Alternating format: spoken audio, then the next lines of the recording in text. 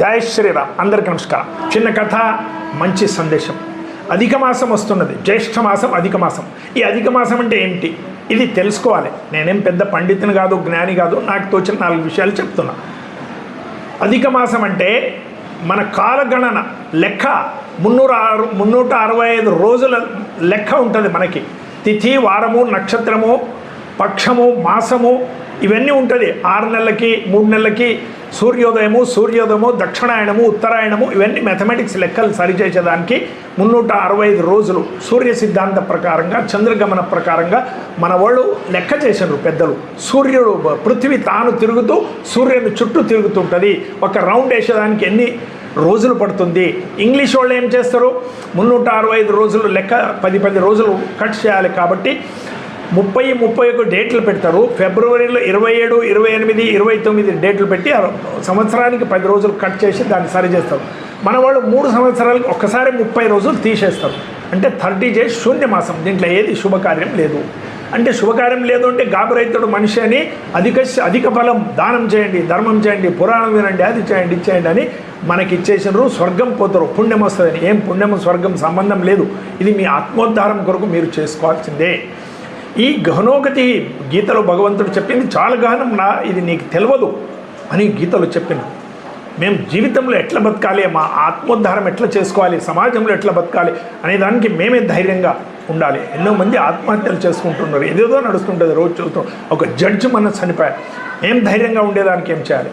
అందుకే చెప్తారు మన హిందీ పాటలు, కస్మే వాదే ప్యార్ వఫా సబ్ బాతే హై, బాతోं का क्या कोई किसी का नहीं रे, झूठे रिश्ते नाते प्यार, సబ్కా తేరీ జేబ్ సే నాతా, తేరీ జరూరత్ కోయి నహి. ఎవరు లేరా, నీవే ధైర్యంగా ఉండు, నీవే బ్రహ్మజ్ఞాని, అహం బ్రహ్మాస్మి, నీవే లేయి, నిలబడు, నీకంతా ఉంది. నీవెవరు, నువ్వు ఎక్కడి నుంచి వచ్చావు, ఇక్కడ ఎన్ని రోజులు ఉంటావు, ఎక్కడికి పోతావు, ఇది బ్రహ్మజ్ఞాన విషయాలు. ఇవి తెలుసుకునేదానికి జ్ఞానం కావాలి, ధ్యానం కావాలి. అందుకొరకే సంత బసవేశ్వరులు అరివే గురువు అని చెప్పిండ్రు. నీ అరివే నీ జ్ఞానమయ్యా, ఇది సాధన చేయి. నేను కొన్ని సూత్రాలు చెప్తాను, సాధ్యమైతే పాటించండి, లేకుంటే వద్దు. మీరు 1 నెల దేవస్థానంకి పోవద్దండి. 1 నెల ఏ ప్రవచనాలు స్వామి పండితుల దగ్గర పోవద్దండి. అంటే నేను దానికి విరోధం కాదు. 1 నెల వద్దు, తర్వాత మళ్ళీ పోండి. మీ ఆత్మోద్ధారం చేసుకోండి. రోజు మీరు ఇంట్లో ఉండి ఏం చేయాలి అంటే 3 నిమిషం నుంచి ప్రారంభం చేసి రోజు ఒక్కొక్క నిమిషం పెంచుతూ 33 నిమిషాలు అవుతుంది ధ్యానం అభ్యాసం చేసుకోండి.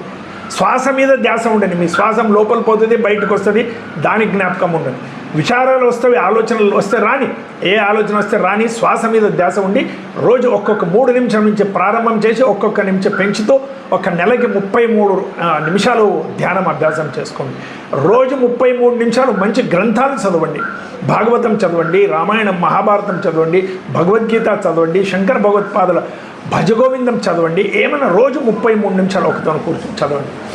రోజు 3కి ఫోన్ చేయండి. మీ మిత్రులు, బంధువు, బాంధవులు, ఆత్మీయంగా ఉన్న వాళ్ళకి, ఎట్లున్నావు నాయన, బాగున్నావా, ఆరామున్నావా, మీ ఇంట్లో ఎట్లా ఉన్నారో, కళ్యాణం కానీ మంచిగా కానీ నీకు అని ఆశీర్వదించండి. తర్వాత వారానికి ఒకసారి మీ బంధువు మిత్రులు ఎవరైనా ఆరోగ్యం సరిగ్గా లేకుంటే, వాళ్ళకి పారాలిసిస్ అయితే, డయాలిసిస్ నడుస్తుంటే, క్యాన్సర్ పేషెంట్ ఉంటే, ఇంకేం కొన్ని రోజుల్లో చనిపోతారు అని వాళ్ళ ఇంటికి పోయి 1 గంట కానీ కూర్చొని వాళ్ళ పక్కన కూర్చొని రండి. లేదు అంటే ఒకరోజు రాత్రికి ఉండే అవసరం ఉంటే ఉండండి వాళ్ళ జతకి. ఇది ఒకటి అలవాటు చేసుకోండి. తర్వాత మీరు రోజు 3 రూపాయల నుంచి ఎంతన కానీ ఒక డబ్బాలు తీసి పెట్టండి. కొంత పైసలు ఒక 30 రోజులు తీసి పెట్టండి. 30 రోజుల తర్వాత దళిత బంధువులు, హరిజనులు, మన వాళ్ళ బంధువుల దగ్గర పోయి వాళ్ళ పిల్లలు, బీద పిల్లలు, గుడిసెలో ఉన్న వాళ్ళని ఎంచుకోండి. ఆ పిల్లలకి స్కూల్కి డ్రెస్సు, బట్టలకి, వాళ్ళకి బుక్స్ తీసుకునేదానికి ఆ పైసలు ఇవ్వండి. దీన్నే మన పేజావర స్వామిಗಳು, విశ్వేశ్వతీర్థ స్వామిಗಳು ఉడిపి వాళ్ళు దళిత బంధువులుగా ఓణికిపోయి అక్కడ వాళ్ళ దగ్గర ఉండి కర్రెమ్మ, మారెమ్మ గుడి పూజ చేసి వచ్చేవాళ్ళు. వాళ్ళ హాస్పిటల్లో పోయి అందరికీ పండ్లు ఇచ్చి వచ్చేవాళ్ళు. ఇది అభ్యాసం చేసుకోండి. తర్వాత మీ ఆస్తి పాస్తి, మీ పైసలు, మీ లెక్క పత్ర ఎంత ఉంది అంతా ఒక దాంట్లో రాసుకోండి. బంగారం ఎంత ఉంది, పైసలు ఎంత ఉంది, బ్యాంక్ బ్యాలెన్స్ ఎంత ఉంది, ఇళ్ళు ఎన్ని ఉన్నవి, అదన్నీ చీరలు ఎన్ని ఉన్నవి, పెద్ద ఇవే నగలు ఎన్ని ఉన్నవి, అన్నీ ఒక లిస్ట్ చేసుకొని ఎవరికి చూపిద్దండి, నాకు కూడా చూపిద్దండి, మీ దగ్గరే ఉండండి, జేబులో పెట్టుకోండి. 1 గంట సేపు వారానికి 1 రోజు శ్మశానంలో కూర్చొని రండి. ఊరికే కూర్చోండి, అక్కడ ఎవరి జతకు మాట్లాడొద్దండి. ఊరికే కళ్ళు మూసుకొని కూర్చోండి. మీ జేబులో ఉన్న లిస్టులో 100 రెట్లు ఎక్కువ ఉన్న వాళ్ళు అక్కడ హిడి బూది అయిపోయినారు, మట్టిలో కలిసిపోయినారు. నాయన నీవెక్కడి లెక్క, నీవెవరు, ఎక్కడి నుంచి వచ్చావు, ఎక్కడికి వెళ్ళిపోతావు? ఈ బ్రహ్మజ్ఞాన విషయాన్ని చింతించుకోండి, ఆత్మోద్ధారం చేసుకోండి. ఆత్మమే పరమాత్మము అనే ఒక భావనలో రాండి. ఈశాన సర్వ విద్యానాం ఈశ్వర సర్వభూతానం, అందరిలో ఉన్న జ్యోతిస్వరం ఒకటి అనే భావన మీరు పెంచుకోండి. ఇవన్నీ అలవాటు వేసుకోండి. చిన్న చిన్న విషయాలు ఇవన్నీ, పెద్దగా కాదు. రోజు ముగ్గురితో మాట్లాడడము, ఆరోగ్యం లేని వాళ్ళ దగ్గర వారానికి ఒకసారి పోయి రావడము, శ్మశానంలో 1 గంట కూర్చొని మీరు లిస్ట్ తీసుకొని అక్కడ కూర్చోవడము, 33 నిమిషాలు రోజు మంచి గ్రంథాలు చదవడము, రోజు ధ్యానం చేయడము, దేవస్థానంకి ఒక పండితుల దగ్గర పోకుండా ఉండడం. పోదండి, 1 నెల ఏ దేవస్థానం పోదు, ఏ పండితుల భాషణ వినదు. చాలు, ఇన్ని రోజులు విన్నావు కదా, 60 సంవత్సరాలు అయింది. లాస్ట్ది మీ ఆరోగ్యం గురించి రోజు అర్ధ గంట వాకింగ్ చేయండి. మీరు ఉప్పు నూనెని పూర్తిగా తగ్గించండి, చాలా తక్కువ చేయండి.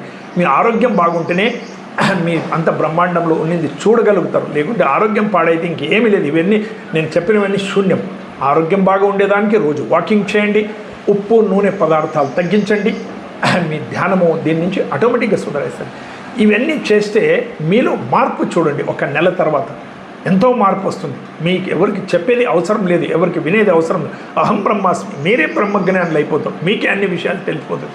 మీలో ఉన్న అహం తగ్గిపోతుంది. సరే, ఎదుటి వారి దగ్గర ఉండండి. మీరు కొందరు మాట్లాడరు మీ దగ్గర, వాళ్ళకి ఫోన్ చేయొద్దండి. మీకు ఎవరు మంచిగా మాట్లాడతారో వాళ్ళకే 3 ఫోన్ చేయండి. అలాంటి వాళ్ళకి బంధుమిత్రులు ఎవరు మంచిగా ఉన్నవాళ్ళు వాళ్ళకే చేయండి. మిగతా వాళ్ళకి ఎవరికి ఫోన్లు చేయొద్దండి. వాళ్ళని అడగండి. వాళ్ళని అహంకారికి ఉదాసీనం వద్దు. కొందరు అహంకారి ఉంటారు, వాళ్ళకి ఉదాసీనం, నెగ్లిజెన్స్ ఈజ్ పనిష్మెంట్. ఇడిచిపెట్టండి వాళ్ళని. మిగతా వాళ్ళకి మాట్లాడండి, వాళ్ళ జతకి మంచిగా ఉండండి. ఇవన్నీ సూత్రాలు సింపుల్గా చేసేదానికి. ఇది తర్వాత మీరు రోజు రొటీన్ చేసుకోండి. ఇన్ని విషయాలు చేసుకుంటే మీలో మార్పు చూడండి ఎట్లా ఉంటుంది. 1 నెల చేసి చూస్తే అధిక మాసంలో ఇది అభ్యాసం చేసుకోండి. మీరు ప్రయాణంలో ఉంటే కూడా చేసుకోవచ్చు ఇవన్నీ. భారత్ మాతకి అందరికీ నమస్కారం.